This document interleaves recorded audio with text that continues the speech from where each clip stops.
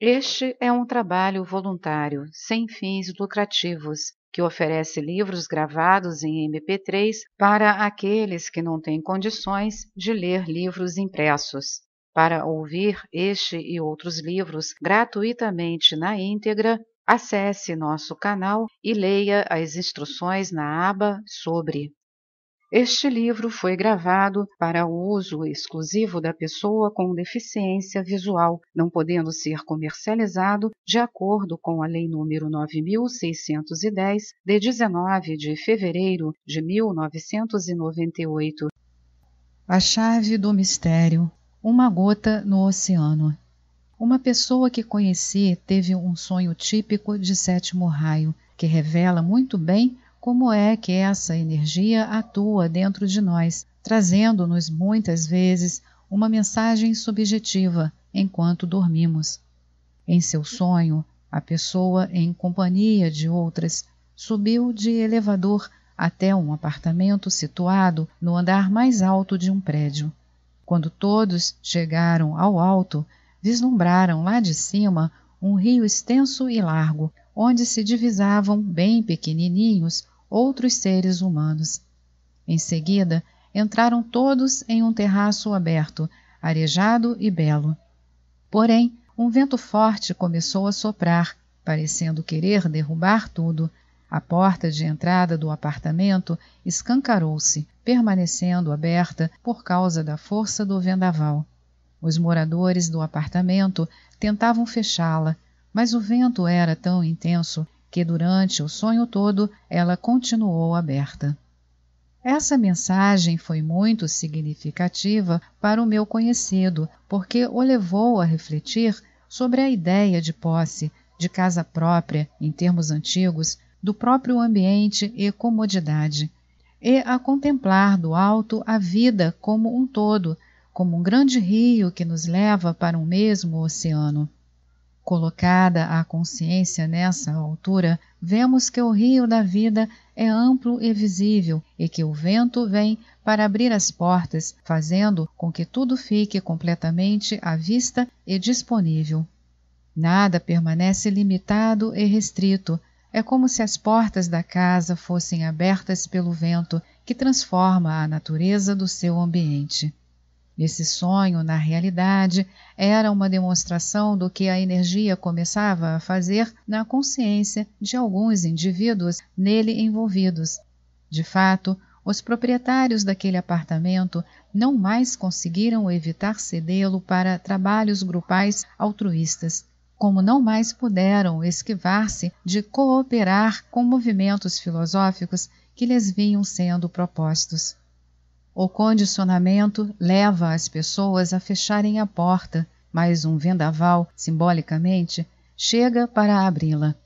O gesto de manter a porta fechada significa querer conservar as coisas como elas sempre foram, mas o vento não mais o permite. Uma outra ideia aí expressa é a de que estamos sendo levados do próprio egocentrismo para o rio da vida, imenso fluxo que nos conduz a todos para um grande oceano.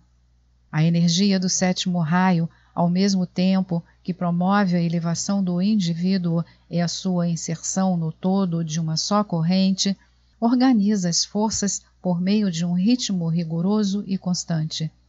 Esse ritmo, hoje em dia, é visível na organização de empresas, na agenda diária dos grupos comunitários, quando receptivos à ordem e à organização, e também em muitos outros setores. Essa energia poderosa está entrando em manifestação cíclica, trazendo para este planeta nova consciência e novas formas de vida que não visam as pessoas em separado, mas a humanidade como um todo. Com a entrada dessa energia, vemos reunirem-se pessoas de diferentes raças, países e classes sociais para o mesmo trabalho. Desse relacionamento heterogêneo surgirá uma síntese. O sétimo raio conduz, pois, a união no mundo, fazendo com que nações, indivíduos e grupos sintam-se incluídos em um grande ser planetário. Essa energia está erradicando o personalismo e levando-nos para uma consciência global. Veja-se que o sétimo raio, energia da ordem e da organização, do ritual e do cerimonial, como também é chamado, trabalha em conjunto com outros 2 raios, o primeiro e o terceiro. Se nos for dado perceber como isso se dá, podemos colaborar melhor com o novo movimento que dele decorre. O primeiro raio da vontade e poder tem a força que faz o plano evolutivo manifestar-se. No sonho que acabamos de narrar, ele é representado pelo vento que entra e escancara a porta.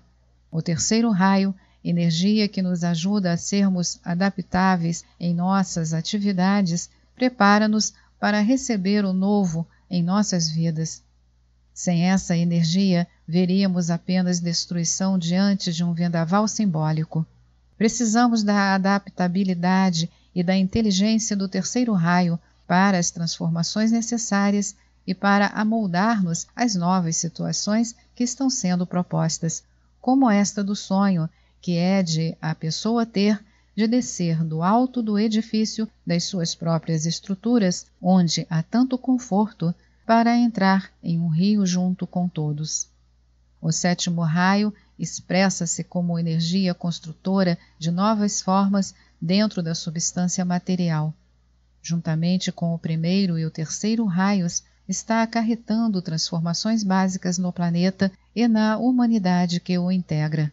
Por exemplo, o sentimento religioso, que implica a busca de união com os níveis supraconscientes do ser, em vez de ser observado com datas e horários marcados ou canalizado por religiões organizadas, torna-se, com o sétimo raio, uma atitude permanente em nossas vidas e independente de fatores externos.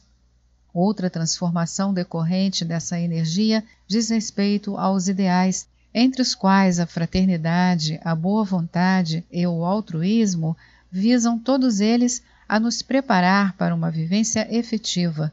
Com a entrada do sétimo raio, esses ideais deixarão de ser apenas um enunciado ou uma teoria. Ao contrário, irão materializar-se movidos por fatores compulsórios.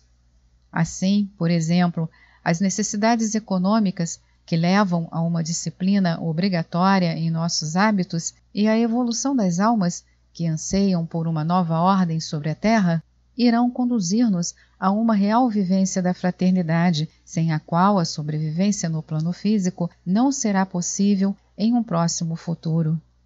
Com o primeiro raio, que é de caráter destruidor, todas as velhas formas passarão, e a necessidade coletiva trará não só uma consciência mais fraterna, como uma maior colaboração das pessoas entre si e das pessoas em relação à natureza.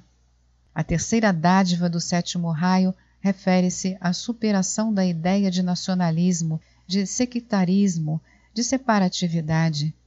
Essa expansão inclui a descoberta, por parte da ciência oficial, de que não há diferença entre espírito e matéria. Na verdade, trata-se de 2 polos da mesma energia, ou seja, de 2 extremidades de uma única realidade. Nosso próximo passo será a percepção de espírito e matéria juntos, incluídos um no outro.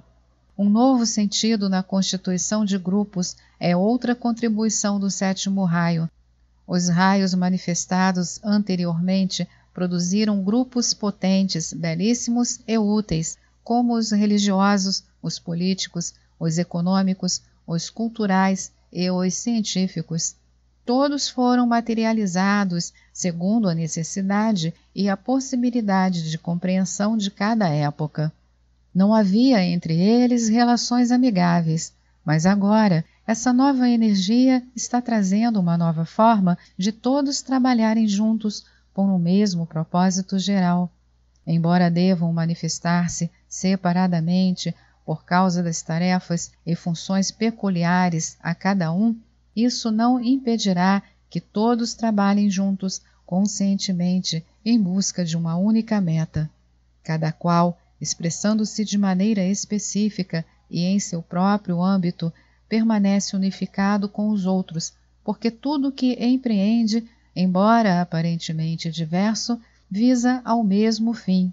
Assim, veremos o sentimento religioso unificado com a precisão científica e a força política unida à cultura espiritual. A energia da síntese, por meio da qual buscamos um contato cada vez maior e mais consciente com o nosso centro interno, de maneira a nos sentirmos ligados a tudo o que existe e com todo o universo, desde as criaturas mais próximas às mais distantes, é também uma característica do sétimo raio. Vivemos hoje, pois, um momento em que o velho e o novo, entrelaçados, esperam por uma solução. Nossa consciência, nossos sentimentos e atividades dirigem-se para algo mais sintético. Conforme aquele sonho nos mostrou, no momento atual, precisamos encontrar coragem para saltar lá de cima, onde temos um apartamento com varanda, de onde vemos tudo do alto, a entrar naquele rio, junto com todos os seres. Isso não quer dizer que precisemos externamente abandonar os bens materiais ou que nos tornemos amorfos. Trata-se de uma liberação interna para que a parte exterior seja vivida sem o sentimento de posse. Isso significa que, embora tenhamos tantas coisas em nossas mãos, não nos apegaremos a elas como se fôssemos seus proprietários, mas as utilizaremos como instrumentos de serviço. O exemplo que narro a seguir pode ilustrar bem isso. A certa altura da vida, deixando que o sétimo raio atuasse livremente em mim, vendi propriedades para dar início a uma obra de benefício grupal. A partir desse momento, foram colocados à minha disposição imóveis que não eram meus, mas dos quais dispunha sempre que o trabalho assim o exigia. Além disso, eram em número consideravelmente maior do que aqueles de que dispus. Na verdade, somos levados ao mar, e dentro de suas águas desistimos de permanecer identificados com a gota que somos. Preparamo-nos para ser um imenso oceano nessa energia de sétimo raio que nos oferece a possibilidade de estarmos conscientemente em unidade com tudo o que existe. Um instrutor espiritual, um dos últimos grandes a encarnar, foi visitar um discípulo seu. Sentaram-se juntos os dois e ficaram em silêncio interiorizados. Ao terminarem, o instrutor perguntou: "O que você sentiu?" Ao que o aluno respondeu: "Senti-me como se estivesse dentro de um mar, que não era de água, mas de energia. Eu estava ali dentro, e eu era aquele mar."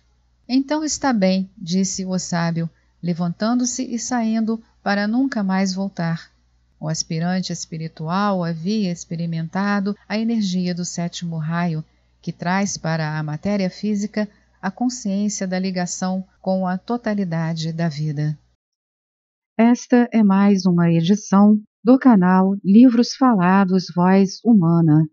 Que o bem, o bom e o belo se multipliquem em benefício das criaturas.